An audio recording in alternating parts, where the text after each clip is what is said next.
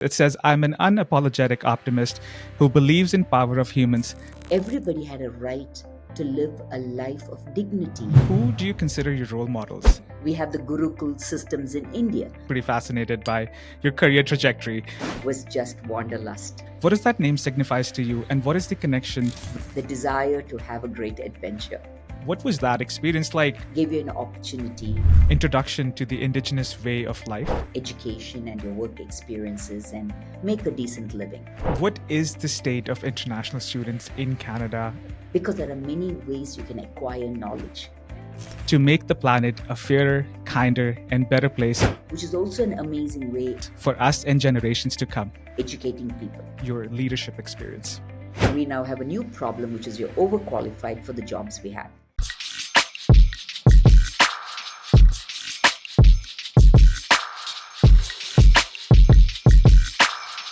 Hello and welcome to another episode of the Truth Tribe Show. I'm your host Ravi Tur, and today we are diving into the realms of social work, education, women's empowerment, and the immigrant experience, and everything that falls in between with our very special guest, Shobna Jayamadwan. Shobna, welcome to the show. Thank you so much, Ravi. Delighted to be here with you today. It's an honor to have you, and I'm looking forward to our conversation. Shobna's journey is a testament to resilience, transformation, and unapologetic optimism. Graduating with a master's degree in social work from Tata Institute of Social Sciences in Mumbai, her career has spanned across continents and sectors. After contributing significantly in Southeast Asia, she made an important move to Canada in 1995. Starting with minimum wage jobs, she ascended to senior roles within the government of British Columbia, notably serving as the acting assistant deputy minister. Her work has always focused on fostering strong relationships and partnerships. As Associate Vice President of External Relations at SFU since 2017, Shobna has been instrumental leveraging her extensive experience to bridge the gap between the academy and the community. Her leadership extends beyond academia as the president of the BC India Business Network and chief impact officer at Hack Code in India, underpinning her commitment to mentorship and skill development. Recognized globally for her contributions, Shobna has been honored with the Women of the Decade Award by the Women Economic Forum in 2019 and the International Inclusion Champion Award in 2022, just to list off a few.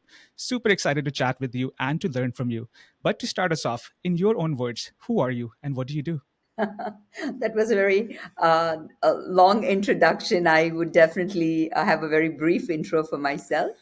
I think I would describe myself as a simple human being who's an optimist and a global citizen, and take great pride in being a mother and a volunteer.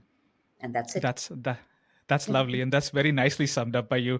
Um, where I want to start off this conversation is just on that optimism. So I was on your LinkedIn profile. I saw your bio, and it stood out to me. This is what it says. It says, "I'm an unapologetic optimist who believes in power of humans to make the planet a fairer, kinder, and better place for us and generations to come." Could you please elaborate on that unapologetic optimist, and what does that statement mean to you? So I'm a strong believer that optimism is all about us making a very conscious decision to show up in this world in a certain way. Mhm. Just like happiness, a lot of people might disagree with me, but I strongly believe that happiness is a choice. Being happy is a choice, being kind is a choice, being generous is a choice. So I think each of us, we have a very limited time in this world, and irrespective of our background, our cultural or religious or educational or whatever be the backdrop against which we show up in this world, we have to make a very conscious decision as to who we want to be. And I, as an adult, as a human being, I'm choosing to be an unapologetic optimist. And I'm choosing to put my time, my energy, my talents towards trying to make this world a fairer, better, and kinder place for all. That's lovely. If we can have more people like you who think along the same line, this world would be definitely a changed place for sure. Um, if I have to ask you, who do you consider your role models and inspirations, people that you have looked up to your life, and why? My children, My two sons, Prabhanj and Niranj, I would say are my role models. I think one of the biggest mistakes, in my humble opinion, one of the biggest mistakes adults make is we do not learn from children and we let our pride uh, come in the way of learning from children and seeing the world through their eyes. Very, very interesting, and a very different opinion than what I've heard before. So, thank you for sharing that. How I want to go about this session today is kind of track your career path right from your early days and come all the way to your present state today. And a part of that is your extensive experience in social work. Now, I do know that you got your master's of social work from the Tata Institute of Social Sciences, but I believe, and correct me if I'm wrong, your journey and your introduction to social work started even before that at a young age of 16. Could you tell me the name Hema Balakrishnan, and apologize if I am getting it wrong? What does that name signifies to you, and what is the connection with there and your social work? Oh, thank you so much. So kind of you and so thoughtful of you to go back and look at that part of my life. So I was born in Malaysia, and when I was 5 years old, I was sent to boarding school in India, in the state of Tamil Nadu in southern India. And ever grateful to my parents for making education such an important part of my life and sending me off to a boarding school far away so that I could get a decent education. Uh, I grew up in southern India, and when I was about 12 years old, moved from the state of Tamil Nadu to the state of Kerala. My ancestry is in Kerala. And I was about 12 when I landed in a small town called Palakkad in the state of Kerala. I lived in a village at that point with my mother and my grandparents. And literally, life was about traveling about 60 kilometers to school in the morning and coming back by the time the sun sets. So that was predominantly what happened. As I became an older teenager, I was very frustrated that there was really nothing much to do other than go to Mhm. school and come back. So I used to complain a lot about it. And one day, my family inspired me and said, "Why don't you just join the club and do something in a club?" So I looked around and I came across a road track club and didn't know much about Rotary International or Road Track. So, out of curiosity, I looked for more information, got a bit interested in it, and I joined the club. Little did I know that that one decision to join a road track club was going to fundamentally change my life's journey and the trajectory of my life. What happened with the road track club was a few months into becoming a member, I was asked to become the president of the road track club. And I agreed and I won the election and became the president. And one of the requirements was that the president has to find a community service project in the community. I had no idea what all this was about because I had never volunteered in my life. Nobody in my family volunteered, and I definitely didn't know what a community service project was. So I talked to a few people, and somebody in the community said, "You should go and speak to Mrs. Hema Balakrishnan because she runs an orphanage for young boys and she does a lot of social service." So that was my introduction to Hemanti. And I found her, went and met with her, and then figured out there is this entire world and sector out there called social services. And Hemanti introduced me to the orphanage that she was in charge of in Palakkad. It was young boys under the age of 16, I believe, and they had housing, food, schooling, healthcare. And I started to spend time in the orphanage with members of the Road Track Club. And what I realized was there was a field here that I could get engaged in and I could make a career of. And that eventually led me to applying from the MSW degree, and then the rest is history. And she was an amazing human being, the most generous person I'd met in my early days, a giver, a connector, and someone who believed everybody had a right to live a life of dignity and respect, no matter what their circumstances were. So even though she passed away a few years ago, I continue to thank her for the impact she had on my life. That's lovely, and I love that story. Dignity and respect, that's the most fundamental human right that every citizen of this globe should have. So thank you for sharing that. So you mentioned from there you went on to pursue your master's in social work. What I found particularly interesting is you also went to the government college in Chittoor, the University of Calicut. You did your bachelor's of arts in philosophy and psychology, but you were also a university topper there. Could you walk me through with how were those college days and what lessons do you carry from those days still in your life? Yeah, it's lovely to go back down memory lane. Now I'm 56 years old, so I have a different perspective on what happened those years. But honestly, growing up in a very small village and trying to pursue education was not that straightforward, because my family, my parents and my siblings and I, we as a family unit were quite progressive and quite freedom loving. My parents were not strict at all, and I had tremendous freedom growing up, which was not the norm, those days in the late, 80s and early 90s. So my family and my life in particular was a bit of an anomaly.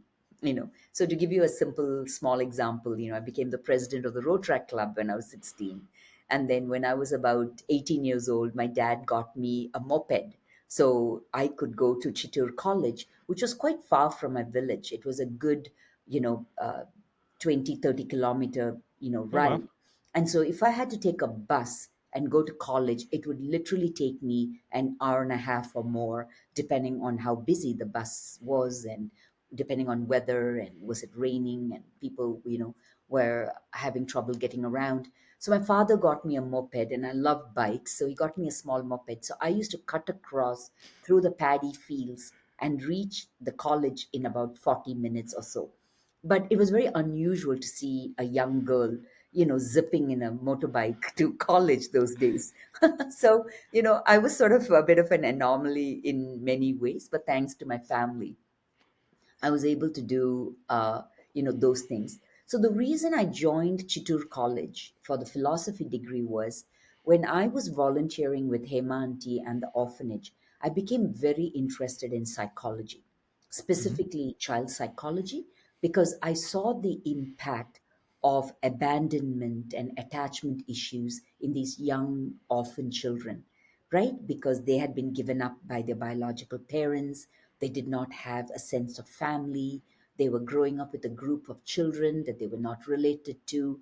And there was sense, these children suffered psychologically from those experiences. And so I got quite fascinated and concerned about mental health, especially child and youth mental health. So Hmm. those days you didn't have internet, you didn't have cell phones and laptops to go and research things. So it was a little bit of, this and that put together. I thought, getting a degree in psychology might help me become a psychologist, and maybe that's what I wanted to do with my life. There was no college degree available close by that was in psychology. But at Chittoor College, which was a government college under the University of Calicut, they had a BA philosophy degree. And if you did BA philosophy, you got to take two courses in psychology, general psychology and abnormal psychology. So that was why I entered, the that stream. But even though it was by accident, uh, I loved philosophy. It was life changing for me because it exposed me to European philosophy, Indian philosophy, ethics, religion, all things that eventually helped me think more globally, think broader than what was my little cultural stream that I Hmm. was swimming through in life at that point in my life. And then, thanks to that degree, I was able to then explore social work, apply to the MSW degree, and then eventually become a social worker.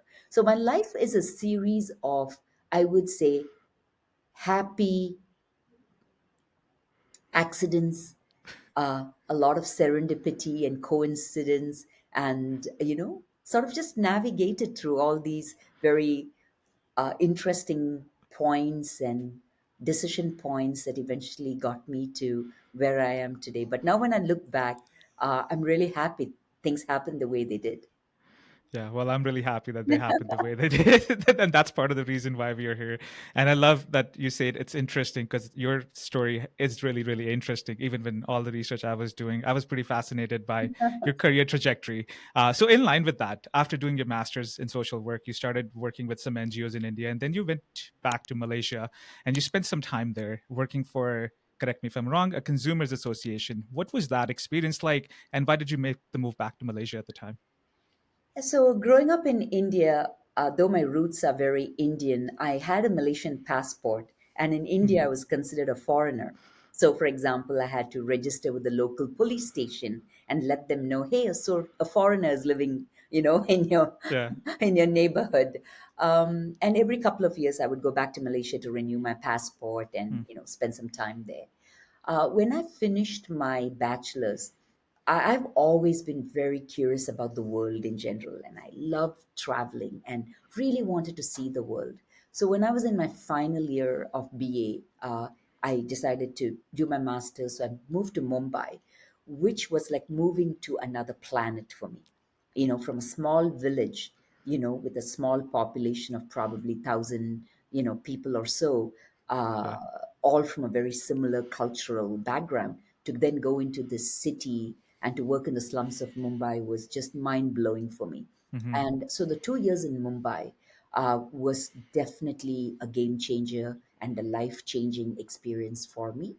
And then when I finished my master's, I started to work in Mumbai for a bit with a nonprofit. But I soon realized, I grew up in India. I was there from the age of 5 to about 23, and I really wanted to go see the world. So the easiest way and the straightforward way of doing that was to move back to Malaysia. So I declared to my parents, I'm going to go to Malaysia and I'm going to travel and work in Malaysia. And they were quite happy to hear that, supported me. And so I went back to Malaysia and started to apply for jobs. But I soon found out, very similar to the challenge that immigrants and newcomers and refugees in Canada have in terms of foreign credentials. My credentials were not accepted in Malaysia, even Okay. though I was a Malaysian citizen and I went back. They did not recognize my MSW. And the fact that I did not speak Malay language fluently was also a challenge. So my options were quite limited. I started to apply for a lot of jobs, and eventually, the Consumers Association of Penang, which was a very well established consumer nonprofit organization, hired me as a research and publications officer. So my job was to help them with their publications. They had a regular newspaper called Utusan Consumer, which was very, very well known. And they took a very strong stance against issues. They were very pro consumer. So years ago, they were talking about, the benefits of farming without pesticides, the benefits of Eastern ways of healthcare that did not have, say, side effects, for many of the Hmm. medications, the benefits of Eastern ways of knowledge creation, working with indigenous peoples. They were very progressive. Hmm. Uh, and so it was really, really interesting to work with them. And halfway through, they realized that I could do a lot more for them. So they made me the coordinator of the Third World Network, which was a network of uh, policymakers and researchers and academics and writers. So everybody from Greenpeace to Vandana Shiva to the UN representatives were part of that network. And Wow. it just opened the horizons for me. And I was so inspired by all the work that was being globally. But what that experience in Malaysia did for me is the power of collaboration and cooperation, the good things that can happen when people come together locally and globally for a cause, or to create awareness about something, or to collaborate for research, or to write a book together. I had never, been exposed to that space in such a big way. And so when I look back now, I would say that 4 or 5 years in Malaysia, working with the global community, traveling in Southeast Asia, and then moving to Canada eventually helped me to get into a role like the one I have now at SFU, which is very public facing and all about community engagement and bringing people together and being a bit of a matchmaker. So, yeah, it was a great experience and I'm very thankful for it. That's lovely. So my question next is from there, how did the decision to come to Canada came about? It's on the other side of the planet. What sparked your interest? Yeah, so I think I have always suffered from wanderlust. I think, and I'm glad it's incurable, you know. So after living in Malaysia for a few years, and being exposed to international players and reading about, all kinds of things happening around the world, I was just so wanting to travel and get to the other side of the world, literally. And so I considered immigration, and I was looking at Australia and Canada. And Mhm. at that time, my brother was already here in Canada. So I knew a little bit more. And he encouraged me to, apply for permanent residency. And he said there were a lot of opportunities for social workers. So I was considering Australia, Canada. I opened the map. Those days, maps were in books, right? So I Yeah. opened the map and I looked at where Canada was and where Australia was. And Australia was very close to Malaysia and India. So I turned that decision away and I applied to Canada because it was halfway across the globe. So the true and honest reason why I chose Canada was just wanderlust and the desire to have a great adventure. That's lovely. And I'm sure it's been an adventure so far for you. Absolutely. Absolutely. Yes. So 1995, you come into Canada. You already mentioned something along the lines of foreign credentials not being recognized in Malaysia. I don't assume it was any different in Canada. So can you give me a walk down of how were those initial days and how was the professional landscape here? Yes. So when I landed in June of 1995, I was clueless how difficult it's going to be to get a job because all I knew was there was a demand for social workers because my brother told me that. I did not know how tough it'll be to navigate, the labor market and to end up with a job that actually gave you an opportunity to use your education and your work experiences and make a decent living. So I reached in June and I started to immediately apply for jobs, predominantly in the social services sector. Mhm. So I was applying for jobs like, in community engagement, counseling, working with seniors, anything in that space. I did not get a single response Oh, and I did not get a single job interview. I did not even get a rejection letter. Had I got a rejection letter, I'm telling you truthfully, I would have framed it because at least then I know someone read my application or they saw me, heard me, they just don't want me. So after about 2, 3 weeks, I started to get very concerned because I wasn't expecting this. I went to a settlement agency in Coquitlam, close to where I was living, and I told them what was happening, and they told me, well, that's just generally how things happen in the early days. So, just take it in your stride. And they encouraged me to volunteer, which I was more than happy to do. So they signed me up for volunteering with the seniors home in Coquitlam. So I started to volunteer literally within a month of coming to Canada. And I'm so glad I did it because I really felt I was going to work and I was using my social work skills. So that was wonderful. Didn't have luck with jobs at all. And when 1 month passed and I still wasn't getting any job interviews, I started to worry because my finances were, going dry. So then I decided, after talking to a few people, a lot of people said, you will not get a job in your area of specialization. Be grateful if you get a minimum wage job. And a few people encouraged me to take out my MSW and BA and just apply for jobs with grade 12. hmm. So, out of desperation, honestly, I did that. And I got my first interview with GM Place, Rogers Arena. So, the new building had just uh, been completed, and they were hiring a lot of people, janitors, security guards, and ushers. So, the advertisement said they were hiring for those. So I applied and I got invited for an interview and went and stood in line with hundreds of other people in Vancouver. And when my turn came and I started to talk, they asked me, the two panelists asked me if my resume was complete.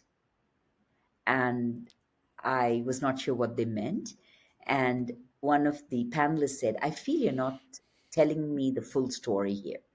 So I fessed up and said, yes, I do have a master's degree, but I didn't want to put it in there because nobody was inviting me for an interview, and few other immigrants told me it's best to apply with grade 12. So they say, oh, we now have a new problem, which is you're overqualified for the jobs we have. And I basically said, I'm sorry, but you've got to hire me for something. And I'm happy to be a janitor, Yeah. or a security guard. I have a brown belt in karate, and or I can be an usher. I'm good with people. But I said I desperately need a job. I'm running out of savings, and I think they found it hard to say no to me, and they hired me as an usher, $7.50 an hour, and a couple of shifts a week for the Canucks and Canucks ice hockey games and Grizzlies basketball games. So that was my first real job in Canada, and very grateful I got the job. Was I mentally prepared to do a minimum wage job? No. Did I feel great about it? No. But it was an important experience to have and a very humbling experience to have. And I'm so glad it happened because fast forward 3 decades, I do a lot of work with newcomers, immigrants and refugees. And I think even though I'm an empathetic person by nature, I think having done a minimum wage job, having struggled to find my first job, I think gives me that lived experience that is really important to understand how difficult people's experiences are. So I did that job. A month later, I got invited for a second interview with Coast Foundation, which is an organization in Vancouver that does amazing work for adults with severe mental illness. So I got hired to be an employment counselor to work with adults with severe mental illness, including schizophrenia. And I did both jobs. I would work at Coast Foundation in the morning and then in the evening get changed, wear my uniform, and run over to Rogers Arena and then work and do the night shift, finish by midnight, and then come home. And I did both those jobs. And then in December of 1995, I got my first real break with the Ministry for Children and Family with BC government as a child protection social worker. But that too wasn't an easy experience. But I am so glad things worked out and I entered government. That's lovely, and thank you for sharing that story with us, because I think it's very important to share those immigrant experiences, because a lot of us go through that. I came to Canada as an international student myself, and I've been through the rigors of having to work a minimum wage job because that's what I have to do to support myself. I guess my question to you on that is. What was your biggest takeaway from that experience that you would like to pass on to the fellow immigrants who are in Canada or coming to Canada?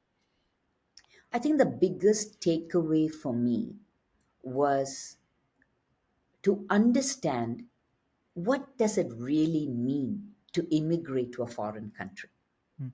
right? In my case, I willingly applied for permanent residency and then I came here.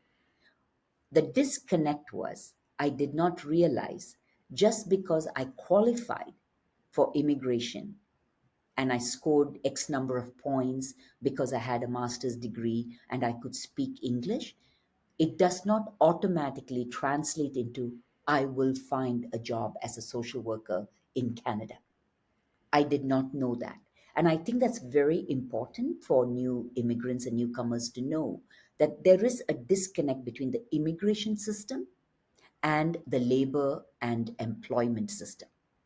And accepting that and not being bitter about it and telling myself this job is going to help you understand what it means to work in Canada, to understand the ins and outs of working in a foreign country, and then setting up the stage to move on to something that is bigger and better and more suited to my background. So I think just accepting it as a reality in that immigrant journey, and then not taking it personally, not being bitter about it, not being negative about it, but thinking about it as a valuable experience to enter a new country and move along to where you want to get to eventually. Mhm. Yeah, I think that's a very important message for all of us immigrants and the newcomers coming into the country. So from there, as you mentioned, you went on to the Ministry of Child and Welfare Development. You spent a considerable amount of time in the ministry, working through various roles. You were a director, ED, and then went on to be assistant deputy minister. Can you walk me through that time that you spent in the government, and how has that shaped your leadership experience? So, the 20 years in BC public service and with the Ministry for Children and Family Development was absolutely memorable and very valuable to me, both personally and professionally. But the story of my 20 years with government starts with a failed interview. So I was shortlisted after a written exam. I passed the written exam, and then I was shortlisted for an interview. And the interview had three panelists, Mhm. and they were interviewing for 300 child protection social workers to join the BC government, because an unfortunate tragedy had happened a while ago where a young child died because of severe neglect. And there was a huge investigation, and the government was asked to hire more trained social workers. So 300 social workers is a lot of social workers to find in a country like Canada. So they had put out a call for hiring across the country. And so I applied, wrote the written exam, and then was interviewed. Now, what happened at that interview, it was just few weeks after I had come to the country. So I did not understand the questions at all. The questions were framed more for somebody who had grown up in Canada and who went to university in Canada. So I had a vague idea what they were trying to ask me, but the specific words or terminology that they used, I had no clue what they were talking about. So what ended up happening is the first five questions they asked me, I tried to make sense of it, and then I would pull out answers, examples from Mumbai, from Kerala, from Malaysia, and my volunteer work in BC, and try to answer the question to the best of my ability. But they did not get what they wanted. Fortunately for me, this last question was a role play, and they wanted me to pretend and role play that I was a social worker and that I was knocking on the door of a woman who was dealing with the Ministry for Children and Families. There was a complaint, and there was accusations that she was neglecting and abusing her child, and she had addictions issues. There was other issues that she was dealing with. Now, later on, I got a call after the interview. A few days later on, I got a call and I was told I got a job as a child protection social worker and I could join the team in Surrey, in British Columbia. I was thrilled. I think it was about $45,000 a year with benefits. So it was great news. Very happily, I go for my first day at the ministry, and the chair of the panel was my supervisor. And so she welcomed me and we got talking. End of the day, she called me in and said, I'm going to share something with you, not to make you feel bad, but to make sure you work hard to be successful in this role. And she said, you actually failed the interview because your Wow. first five questions, the answers were not right. But for the role play, you did the best amongst any of the applicants that we interviewed. So, based on the role play, we decided to give you the job and put you on probation and see how you do. So, I was very, very, grateful and quite surprised, but very happy.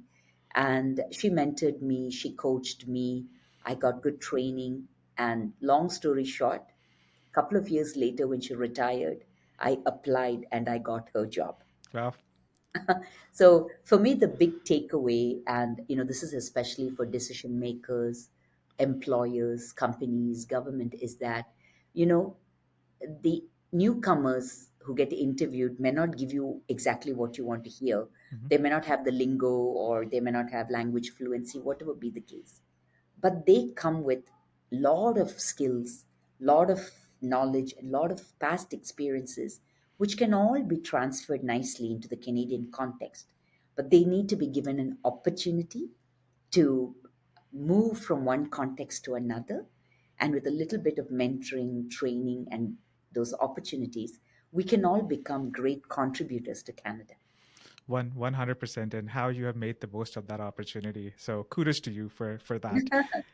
Just in terms of, because you've spent so much time in the social work field in Canada, across the globe, how the social work setup is today within Canada, what changes would you like to make, if any, based on how things are done and why? Yeah. So before answering that question, in your previous question, you had asked me sort of a little bit about the journey in public True. service. And I just want to touch on that because it started off as a frontline social worker, Hmm. which is the most junior role, Yeah. in the Department of Social Work. So you start as a social worker, a child protection social worker, and they're actually called social program officers.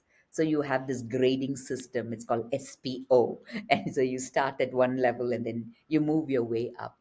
In my case, thanks to a very welcoming environment and amazing supervisors that I had, I quickly moved into a team leader role.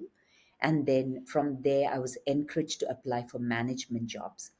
But when I was a team leader in Langley, I was asked to support the indigenous community, the Stolo Nation, Hmm. to help them create their first child welfare team near Chilliwack.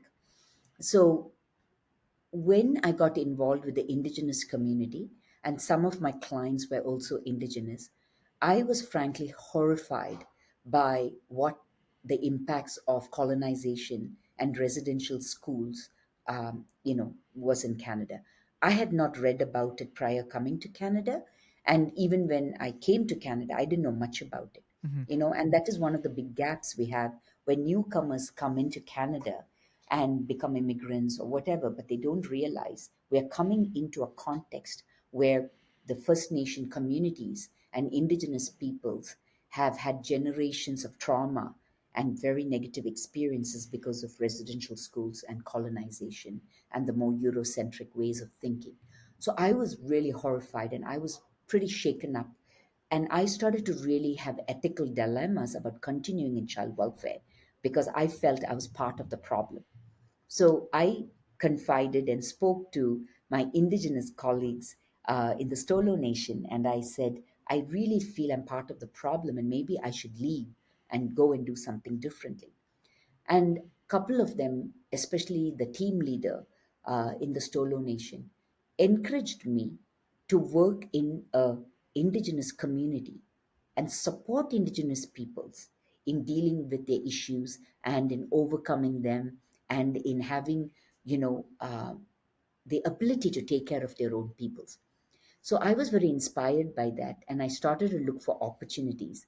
And by accident, came across a job posting in Haida Gwaii in northern BC, close to Prince Rupert. Yeah. I had never heard of Haida Gwaii. I didn't even know this place existed. I looked on the map; it was a dot in the Pacific Ocean. So I reached out to my community services manager and I said, I want to move to Haida Gwaii, and there's a team leader posting there. And she supported me. And so I moved to Haida Gwaii and as a team leader there, worked very closely with the Haida people and worked very closely to help them set up their first child welfare delegated agency. Those 2 years in Haida Gwaii was transforming for me. Not only did I learn a lot about the realities here in Canada, I was really influenced by the Indigenous ways of knowing and living. Mm. And to this day, it continues to influence me. Very grateful for that. And then after 2 years in Haida Gwaii, I decided to move to Victoria. Um, at that time, I was married and my children were very young. They were like 2 and 5. And so I really needed to make some decisions about their schooling. So I moved to Victoria to headquarters as a policy analyst and moved my kids to schools in Victoria. Again, was very lucky. I had very senior management folks in government who decided to take me under their wings, deputy ministers, associate deputy ministers, executive directors. And over a period of about 10 years, I became the first executive director for the Provincial Office of Domestic Violence. And during that time, had many opportunities to be acting deputy minister and support senior executive. And I was one of the few people who was asked to and given permission to do external engagement and represent the government locally, provincially, nationally, and even internationally. Wow. So I was very fortunate. I had amazing mentors, bosses, and I had the most amazing experiences. I can't say enough about it. And I was being trained and coached to become an acting deputy minister and move up one more level when unfortunately I lost my father in India quite suddenly. I'm sorry. And mom, yeah, thank you. My mom was struggling. And so I made the tough decision to leave government and move to India with my two sons. Yeah, thank you for sharing that story, and I love that piece of the introduction to the indigenous way of life, because I can relate to that. You know, coming into this country as a student, it was never part of the curriculum. It was never taught to us, never introduced to us. So you learn about these things many a years into while you're living in the country, and then you learn about the ways of life. So I think it would be great if this could be introduced right from the gate for those immigrants coming in, so that they know the context of this land. Yeah, absolutely. So if you look at the field of social work, how it has changed and what needs to change, the roots of social work, because I teach a course, I developed a micro credential course at SFU. So I teach a course like Social Work 101. And so, I talk about it in that course to my students. Is if you go back, more than a century ago, if you go back into the roots of social work, right, it begins with charity and the church, Mhm. right? So those are the roots and the beginnings of social work. It was more like, oh, let's help somebody. Let's give somebody something. Somebody doesn't have clothes. Let's give them clothes. Someone doesn't have food. Oh, let's give them food. But over time, like all professions, be it teaching, be it healthcare, social work has also changed. It has gone from charity to basically helping people help themselves and empowering people to take charge of their life and make change happen. So, one of the things that we need to continue to do, we've done a lot of amazing things in all the professions, but one of the things that we still need to do more of is making professions be better informed by the EDI lens, equity, diversity, and inclusion. We need to learn to see problems and challenges and issues from a more global perspective and be open and humble to different ways of knowing. So, if we're talking about, say, parenting, right, there are many ways to parent. If we are talking about educating, there's many ways to educate, right? We have the Gurukul systems in India. That Mhm. was an amazing way of educating people. We have universities, which is also an amazing way of educating people. But if you look at indigenous elders, many of them did not go to university, may not even have completed high school. But we call them elders. We call them to come and teach us and guide us to do things better. Why? Because there are many ways you can acquire knowledge, right? So I think, especially in the Western world, we've got to have a deeper respect and humility to learn from other cultures and other systems, be it in healthcare, education, anything else. Mhm. There's so much we can learn from the world. Yeah, I love that outlook because you're never perfect. Nobody is perfect. And even if you are in that moment, it is going to change in the next moment. And how do you adapt to that and how do you keep up with that? So I love that outlook in there. So spending time, you spent all that time in BC government. From there, you went to India. I know you worked for, I believe, New Gen Knowledge Works there for like a couple of years. But then you came back and you joined Simon Fraser University in your current role as the AVP of External Relations. Can you give us a lowdown of what this role is? What are some of your responsibilities within the role? Yeah, so when I moved to India, I was the global head of HR and AVP of Organizational Excellence for this international public academic publishing firm called Nugent Knowledge Works, and it gave me an opportunity to travel, to different parts of the world, meet teams from different parts of the world. And after 2 years of doing that, I moved back to BC, and my role at SFU, if I were to describe it in very simple terms, it's really being a connector and a bridge builder. The role of external relations is to primarily connect the academy to the community and all things in between, right? So we make sure that the university is open and accessible to different communities, to businesses, to different levels of government, and that we are able to bring those players into the academy. So an example would be, for example, we know that uh, there is the issue of, say, access to education, Hmm. right? Now, one party cannot address this issue. You need community agencies, you need governments, you need universities and colleges, you need students, you need businesses, you need everybody to come together so that we could actually make that problem go away or address that problem better. Same thing with housing, Hmm. same thing with international students, same thing with food security. So, external relations, we make sure we open doors and we connect people, we connect ideas, we connect different players, and we make sure that we strategically, create opportunities, we strategically nurture relationships that is good for all parties, involved. So, with the rapidly changing technology, there's a statement that I've recently come across quite often. And the statement goes along the lines that universities are no longer relevant given how exponentially things are changing, technology is changing. You work with a university, you are in the education system. Is that a true statement? What is your understanding of it? Why or why not? So my personal views is that universities and educational institutions will always be relevant, right? It's same as healthcare systems and hospitals will always be relevant, Hmm. right? So these are systems, right? And they have a purpose. So the core of any educational institution, whether it's an elementary school, a kindergarten, or a university, is to basically educate individuals and to give individuals access to education, right? So it's basically teaching and learning. And teaching and learning, in my opinion, will always be relevant because we're all lifelong learners. What is going to change is how we teach and how we learn. So I'll give you a simple example.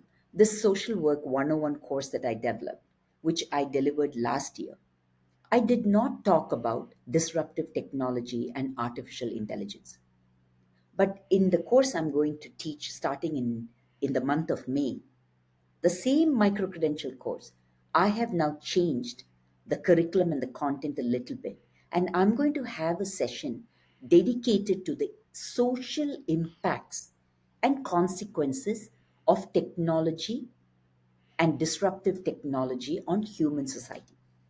Because we are going to see a lot of changes. People are going to have to upskill. Hmm. People are going to have to change the way they work. People are going to accept that employment and unemployment is going to look very different moving forward. There are serious social consequences, and we need to talk about it if we want to be effective social workers. So, is my university going to be irrelevant? No. Is my course going to be irrelevant? No, provided I keep changing and adapting the curriculum and the kind of guest I bring to my class to talk to my students. Absolutely. Yeah, I think that's the caveat there is how are you adapting to this changing world around us, and those who will adapt will stay relevant and those who won't would not stay relevant anymore. Absolutely. It's no different from there was a time when I was in high school, I was sent to learn typewriting, right? Because Yeah, those days, if you could do typewriting and shorthand, you could have a better chance at getting a job, true. right? You know, Now, if you ask, a lot of people might ask, what is a typewriter? So this is just over 30 years. I've gone from a typewriter to a laptop and a cell phone, right? Yeah. And my mother, who's 84 years old, has a cell phone and keeps in touch with family using her WhatsApp. Yeah. She knows what it is, right? So the world keeps changing and we need to keep adapt. And I think universities are no different, right? And I think what we will see is a closer connect between academy and industry, academy and community. And together, I think we will keep shifting and changing and growing and making sure that what we produce and what we provide will be relevant to society. So, for example, at SFU, couple of our priorities are reconciliation, making a difference for BC, which means we have to keep in mind there are certain things that's very important for BC, and we are a BC publicly funded institution. So we have to make sure that the research we do or what we do within the university walls is relevant for our province. Hmm. We might do other things too, but we need to make sure that our priorities are aligned to some extent with the province's, priorities too. But then at the same time, we contribute to what is important to Canada, right? So, for example, SFU is well known for quantum computing, Hmm. right? Which nationally it is an area that government is looking at and private sector is looking at. At the same time, recently when we had the pandemic and COVID, many of SFU's researchers were directly involved in supporting and working with the provincial government to make sure we could get a handle on the pandemic and we could support government in addressing the serious issues that they needed to quickly figure out what to do. So I think anything in society will remain relevant, including universities, as long as we are nimble, we adapt, we're inclusive, and we change with the times. Exciting times ahead, to say the least.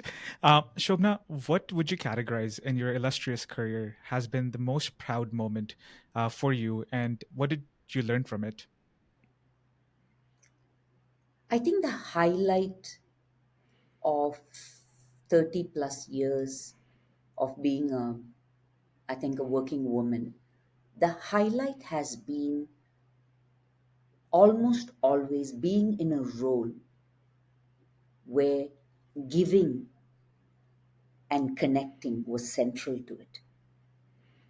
Giving, and by giving I mean that there's always this emphasis on making things better by giving something to the other, right? Whether it's making a space in the university available for an event, whether it was finding the right academic to talk to somebody who's trying to solve a problem and needs help, whether it's engaging with people in the community and opening doors to the university so they could feel that they can be also part of the academic institution. That act of giving and paying attention to reciprocity, and being in roles where you can shape your role to constantly connect people, ideas. I think that's been the highlight. Yeah. So the entire 30 years has been a highlight for you, sounds like. Entire 30 years. And even though I became a management professional and I got into senior administration, I think my social work roots have been very, alive. And, at the end of the day, I am part of the community, True. I live in the community. I'm a mother, I'm a volunteer, so your job and your job title is just one small aspect of life, right? It's not everything. Hmm. And I think it's, me, I think just reminding myself that, I'm a mother, I'm a volunteer, I'm part and parcel of this community here, and also part of the university. I sit on many boards. So just being grateful and being conscious of how important it is to be humble, to be strategic, and always ask yourself, what can I do? What can I give? Rather than what can someone do for me or someone give for me or my institution. That's my takeaway from this conversation, and I'm gonna abide by that. If looking back at your career, you could give a 20-year-old Shobna an advice based on your life experiences so far, what would your advice be and why? I think my advice would be to choose to be an optimist. Um, by being an optimist, you're not running away from problems. You're not pretending you don't understand how harsh some of the realities in life are. Like right now, the geopolitical situations, Hmm. the climate crisis. There's no shortage of problems and concerns. And, some things are more scary than others. But by being an optimist, you're not running away from understanding these issues or not accepting that these issues are very much there in the forefront and it'll affect your future. By being an optimist, you're simply choosing to show up in the world in a positive way. You are choosing to speak in a certain way. You're choosing to make the person in front of you feel more welcome and feel that they too belong. It's just more about how you show up in this world and how you constantly remind yourself, despite all these problems, despite life's ups and downs, that there is still so much to be grateful for and still so much that we could do with the little that we have. So I would say to my 20-year-old, choose to be an optimist and choose to be a giver and a connector. Though I was a little bit of that, I think it was over the years, I really made it a more of a conscious choice. That's lovely. I'm sure all of us can take that lesson to heart and make a difference in our lives with that. Um, what I want to talk next about is your volunteer work. And it stands out to me because you're big on volunteer work. Some of your interviews that I've listened to, you say that you spend almost about 15 to 20 hours a week on top of everything that you do just for the volunteer work. And it's been going on for decades now. I have been a culprit. When I first moved to Canada, I didn't understood volunteer work. And I'm like, I'm not going to work for free for anybody.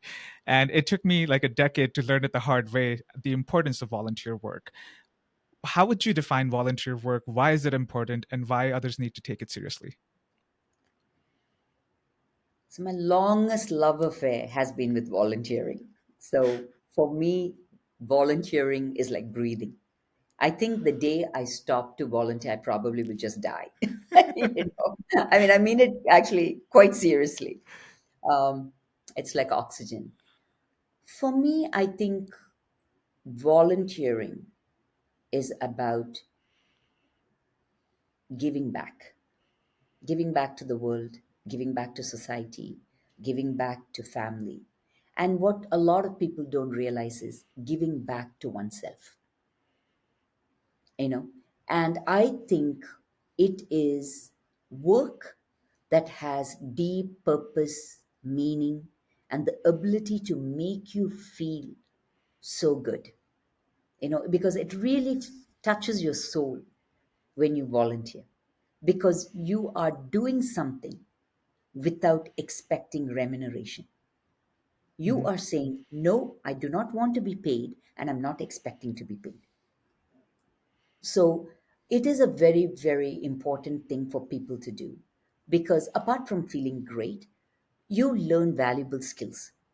So, for example, one of my volunteer roles for many years now has been as Chief Impact Officer at Hashtag Code. Mhm. Now, I've been involved with them for many years in Chennai, in India. I met this young man, Manu Shekhar, who went back to India from Toronto, was really, really upset and wanted to do something to make technology inclusive for neurodiverse people. So, Hashtag Code is about teaching coding to youth with autism. Wow. And I got pulled into it because of my background. I've worked with people with autism and I really want to be involved in that space. But my job with Manu was not so much about helping families and youth with the autism side of things. It was more about business development and being strategic about scaling up what Hashtag Code was doing. In my day job, operations was a small part of it years ago. So I really also wanted to learn more and grow in that space. So, yes, I did not get paid. I don't get paid for being Chief Impact Officer at Hashtag Code.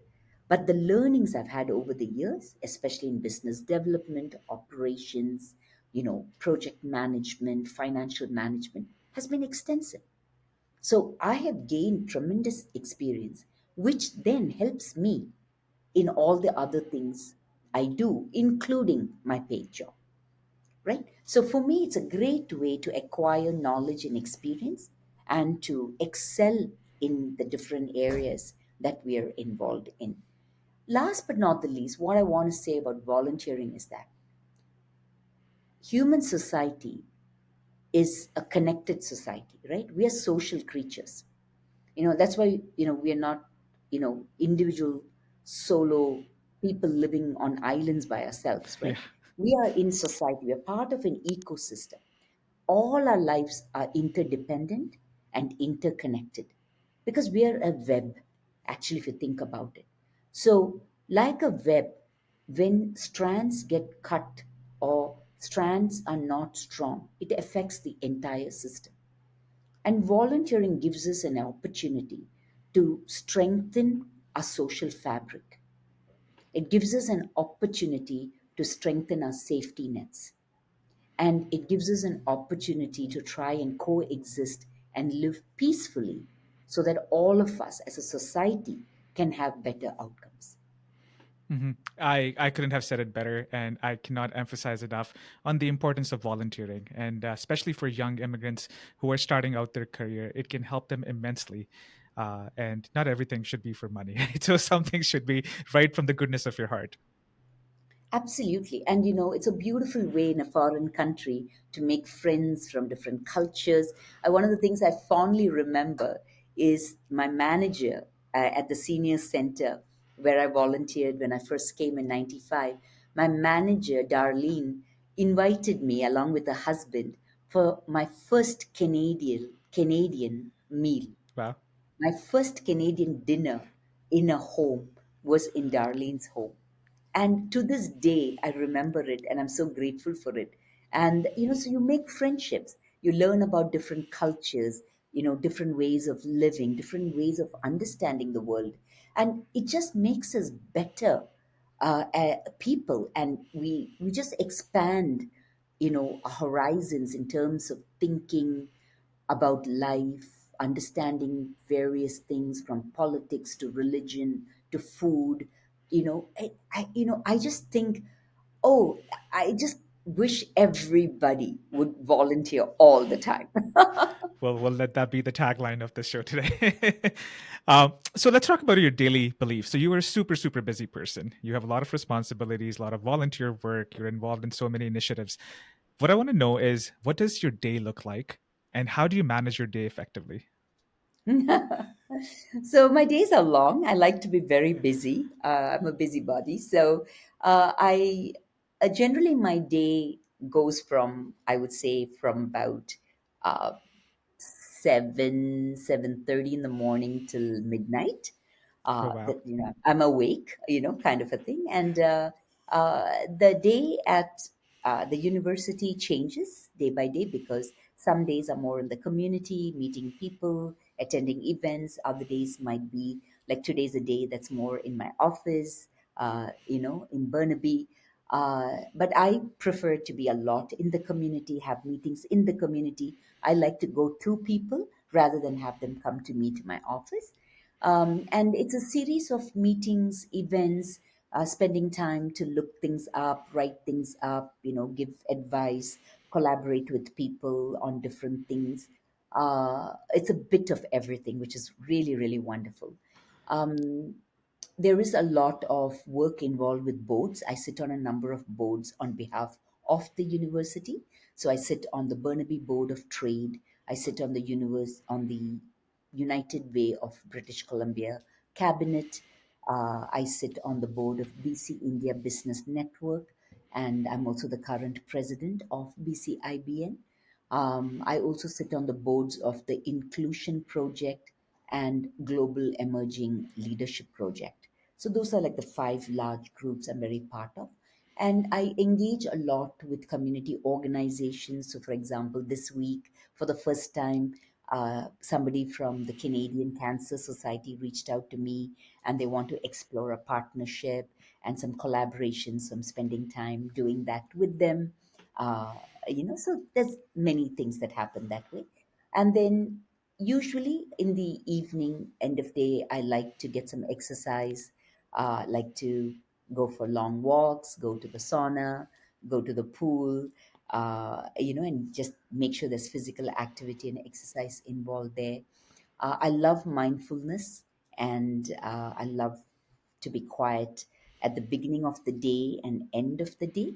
So I bookend my day with a little bit of yoga and meditation, and then take some time to call family. My two sons live in Mexico, so and my mom lives in India, so I like to just keep in touch with them. And I mentor a lot of people, and so I try to make time during the week to speak to my mentees, and both here and in India. I also have two large projects in India that I've been supporting for many years. One is Hashtag Code in Chennai, and the other one is National Federation of Blind Maharashtra. And my dear friend and classmate from Tata Institute, Sakina Bedi, runs a school for blind girls in Pune. And I've been very engaged with both these groups, with business development, in creating annual conferences and summits, and helping them connect with other organizations, governments, foundations, to keep doors open for different revenue generation opportunities.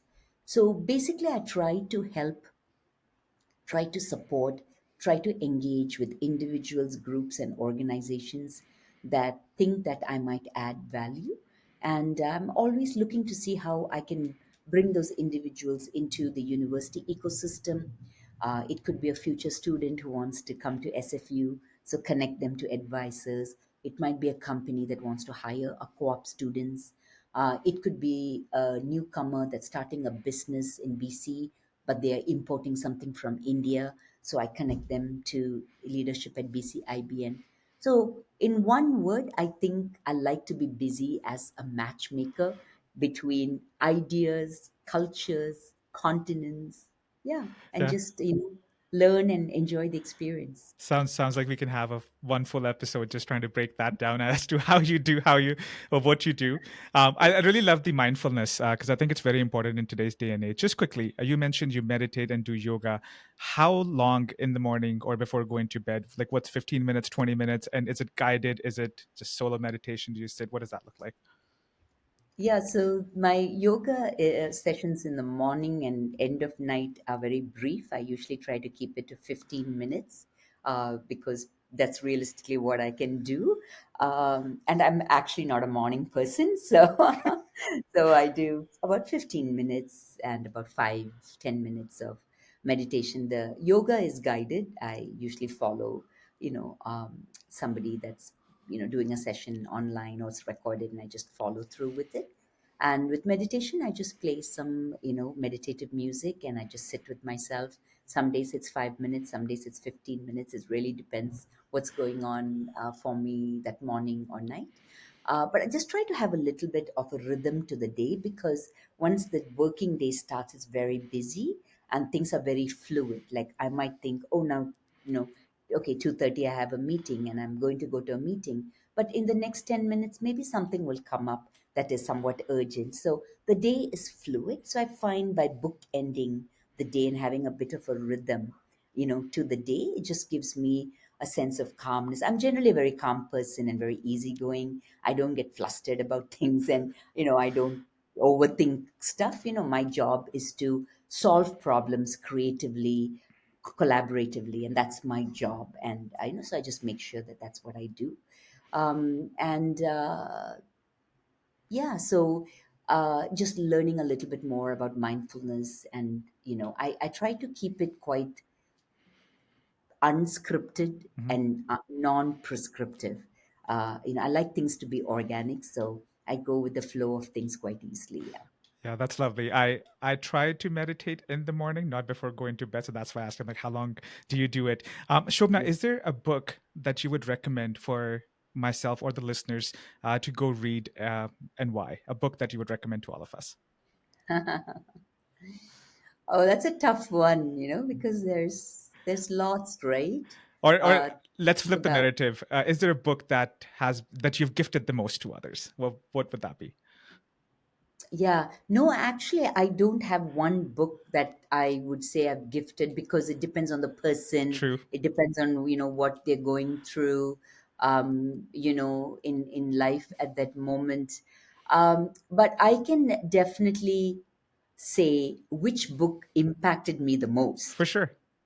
right? And so the book that actually impacted me the most is Zen and the Art of Motorcycle Maintenance. Hmm, And interesting. I don't know if you've come across it. So Zen and the Book of Motorcycle Maintenance is something that I accidentally came across when I was a teenager. A senior student in the university was reading about it, and so he told me, oh, you should read about this book. It's just amazing. So I said, okay, fine. I read it and I did not understand much about it. And it was very difficult for me to even understand some of the concepts. And it's written by an author called Robert Pirsig, Okay. Pirsig. And the book is actually called Zen and the Art of Motorcycle Maintenance, an Inquiry into Values.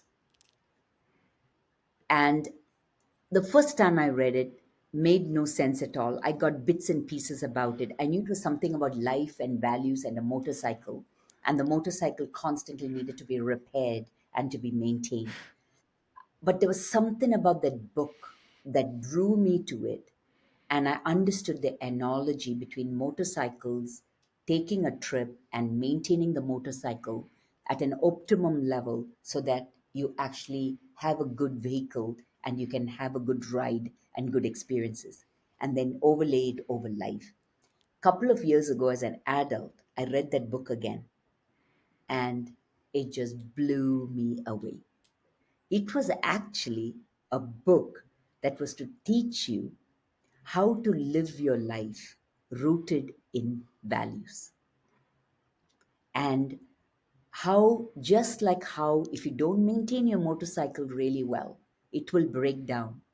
Your life, if it is not maintained and not values driven, it will break down.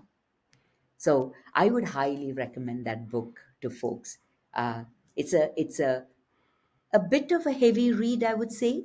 And if you don't have a philosophical bent of mind, you probably will have to go back to things a few times. But I would strongly encourage people to take a look at it. That's awesome. Thank you for sharing that. That's the book that I'm ordering right after this meeting of ours. Shobna, if you could put a message on a billboard for the entire world to see, what would your message be and why? When in doubt, be kind. That's lovely. Have been breaking barriers for the last so many decades. You're a woman. You're a woman of South Asian origin in a foreign land. What is your message to other women who are finding it difficult to break those barriers or who are at a standstill? What can they do to step up their game?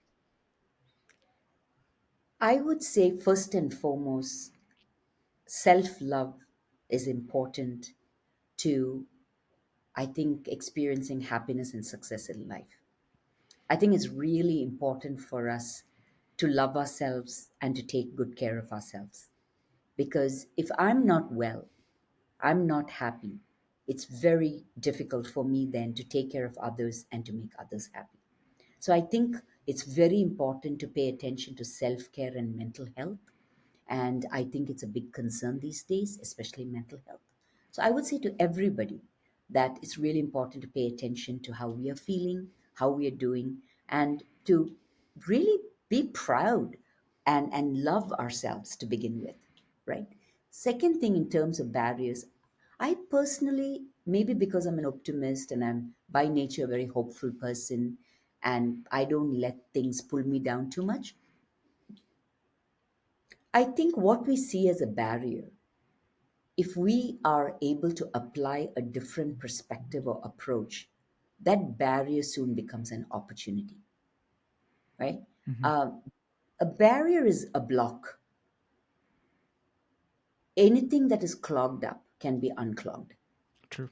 you know. So I feel that any of us, if we are facing a barrier, we just have to step back and ask ourselves, is there another way to look at this? Is there something here I could do differently? And sometimes we can, and sometimes we can't. And I think it's important to keep trying to overcome things in life. But there are also points in our life where we have to accept that certain things cannot change, or certain things cannot change easily. Hmm. So take the example of foreign credentials. 30 years ago, it was a huge barrier. Today, there is a better recognition of foreign credentials, and there is a lot of policy changes, legislative changes here in Canada that is making it easier for foreign trained people to come and work here. But it's taken 30 years, Hmm. right? And so some things take time to change, and it's important we are part of that advocacy work and we continue to inform people about it, we continue to advocate for it. But during that 30-year period, right, it has made my life easier by accepting that, my credentials are not going to be easily accepted, and then work around it and try to make the best of my circumstances and not get bitter about it and try to start contributing. For me, the big question has always been, Ravi, not what Canada can do for me, but what can I do for Canada? By just flipping it around, it's just made my immigrant journey such a positive and such a memorable journey because my focus is what can I do for Canada? That's lovely, and I'm sure if all us immigrants take that to heart and work in that manner, it can change the whole narrative. Um, what can we expect from you in the future? What does the future hold for you? Where do we see you? So I'm one of those people who very much live in the moment. I will confess to that.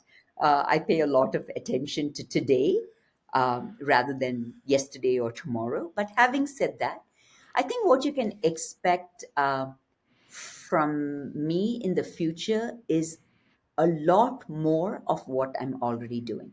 I'm hoping for a future where there is a lot of global travel, a lot of connecting with and learning from people, cultures all around the world, and being able to give back more on a global stage. That's lovely. I hope you continue on this glorious path of yours. It's been lovely chatting with you today. I've learned a lot, and I'm pretty hopeful that the listeners they would take some actionable bits from our conversations and apply into their life. Before I let you go today, any last final thoughts for myself or the listeners?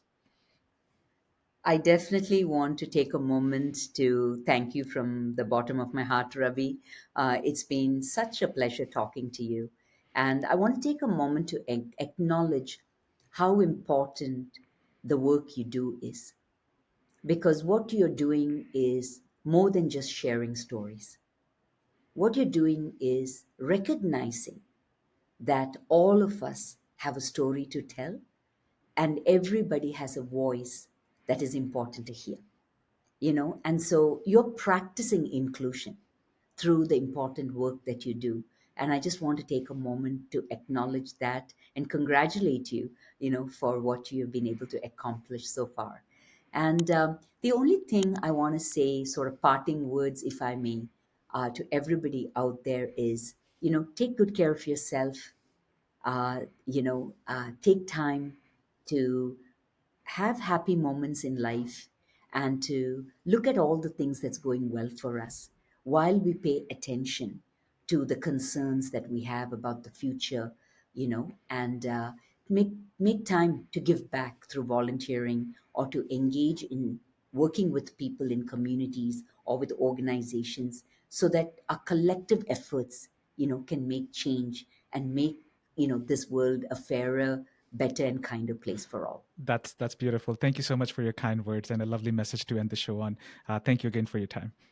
Thank you, Ravi.